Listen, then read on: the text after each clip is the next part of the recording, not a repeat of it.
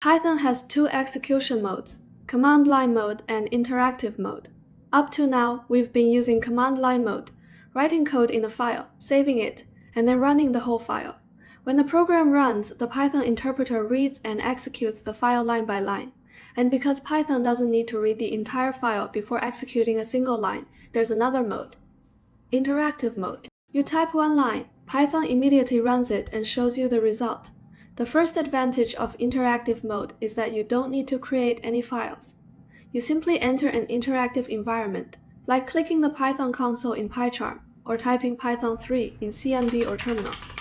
You'll see 3 angle brackets, which means Python is waiting for your command. You can type any Python statement, for example, print hi, press enter, and Python immediately prints hi. The second advantage of interactive mode is that you don't need a print statement to see results.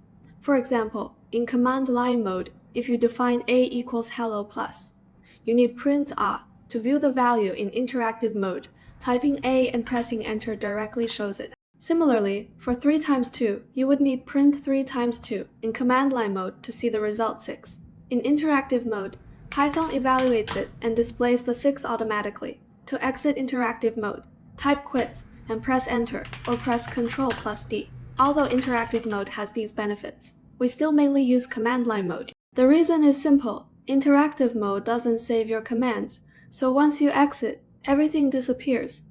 Some people describe interactive mode as a playground.